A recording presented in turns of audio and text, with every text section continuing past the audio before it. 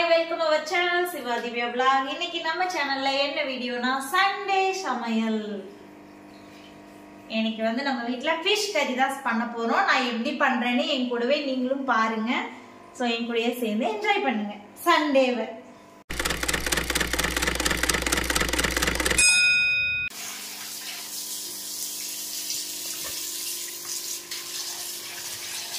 என் புருஷ கஷ்டப்பட்டு எனக்காக மீன் எல்லாம் கழுவி கொடுக்குறாரு.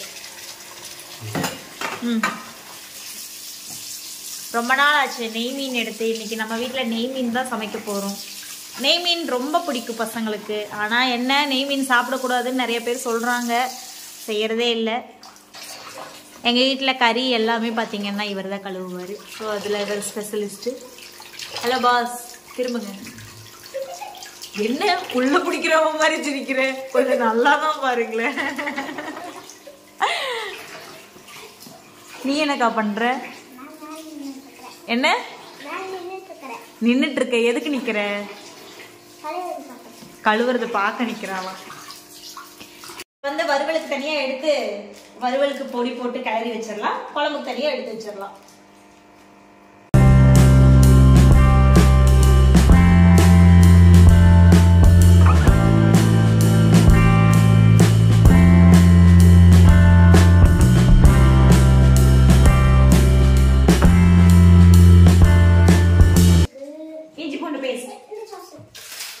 வறுவல் பொடி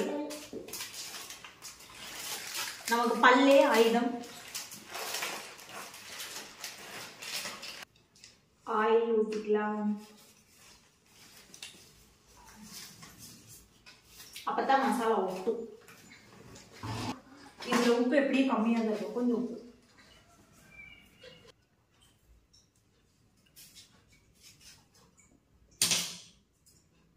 லைட்டா சின்னூண்டு லெமன் போட்டு மசாலா தடவி கலக்கிக்கலாம்.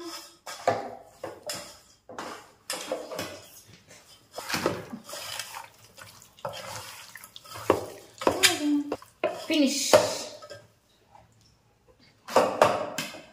இது இப்படியே இருக்கட்டும்.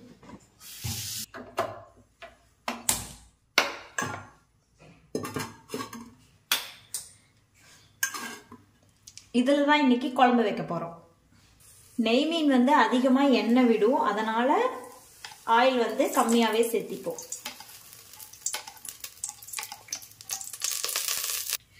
தாளிப்புக்கு கொஞ்சம் வெந்தயம், கொஞ்சம் சீரகம்,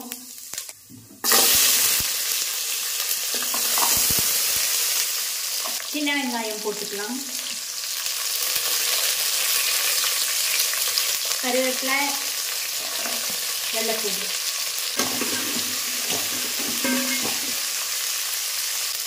ரெண்டு பச்சை மிளகாய் இது கீறி போட்டுக்கலாம்.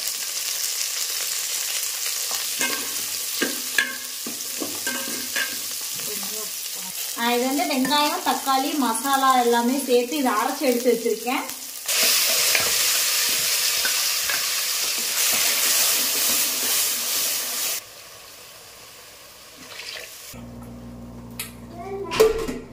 இப்போ சாப்பாட்டை வச்சுக்கிறோம்.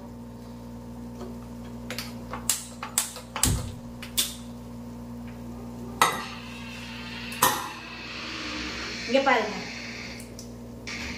நம்ம அரைச்சு சேர்த்துன பேஸ்ட் வந்து நல்லா கொதிக்க ஆரம்பிச்சிருச்சு.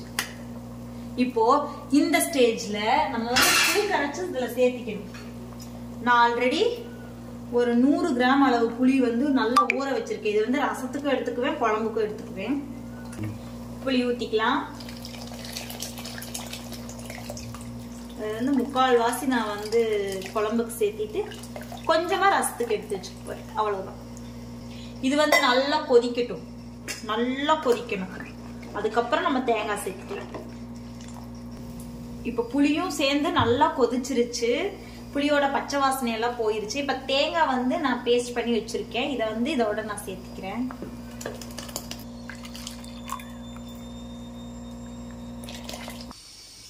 இப்ப நல்லா கொதிக்குது. இப்போ உப்பு சேர்த்திக்கலாம்.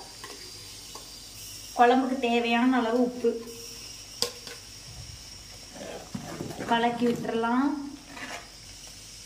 ஒரு 10 நிமிஷம் சிம்ல வச்சு இது கொதிச்சுதுன்னா எல்லாமே மிங்கிள் ஆயிரும், சூப்பரான மனம் கிடைச்சிரும். அவ்வளவுதான். இந்த ஒரு 10 நிமிஷம் மூடி வைக்க போறேன் சிம்ல வச்சு. அதுக்கப்புறம் மீன் சேர்த்து போறேன். சாப்பாடு ரெடி ஆயிடுச்சு, ரசமும் ரெடி ஆயிட்டு இருக்கு. இப்போ வந்து மீன் குழம்பு ரெடி. ஸோ மீனை வந்து இப்படி போட்டோம் அப்படின்னா ஒரு 2 செகண்ட் தான் மீன் வந்து வெந்துடும். நமக்கு மீன் குழம்பு அருமையா ரெடி ஆயிடுச்சு. குழம்புல மீன் அதிகமா இருந்தாதான் மீன் குழம்பு ருசியா இருக்கும். இப்படி போட்டதுக்கு அப்புறம் நம்ம வந்து ரொம்ப இது பண்ணி விடக்கூடாது.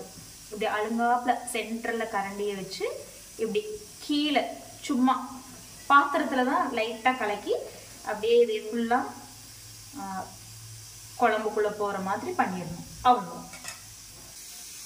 இந்த மீன் போட்டதுக்கு அப்புறம் ஒரு 10 நிமிஷம் 10 நிமிஷம் வேண்டாம், ஒரு 5 நிமிஷம் சிம்லயே இருந்துட்டோம். அப்பதான் மீன் வந்து வெந்துரும். அப்ப அடுப்பு ஆஃப் பண்ணிக்கலாம். அது வரைக்கும் அப்படியே இருக்கட்டும். சாப்பாடு ரெடி. வாங்க மீன் பொரிக்கலாம். நீங்க தான் மீன் பொரிக்கிறீங்க சரியா? நான் பொரிக்க மாட்டேன். மீன் வறுவல் போட போறீங்களாங்க?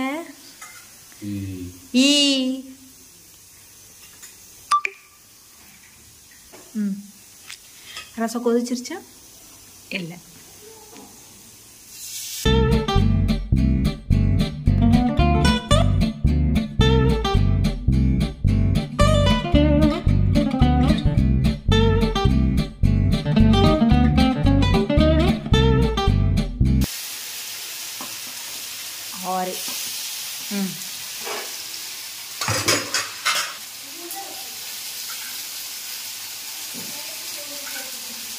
வறுவல் ரெடி ஆனதும் காட்டுறேன்.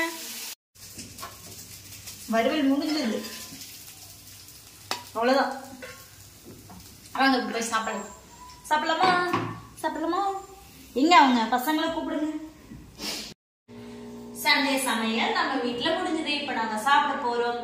உங்க வீட்டுல இன்னைக்கு என்ன சமையல்னு சொல்லிட்டு எனக்கு கமெண்ட்ல கமெண்ட் பண்ணுங்க. பாய். மறக்காம சர்ப்ரைஸ் பண்ணுங்க. தேங்க்யூ.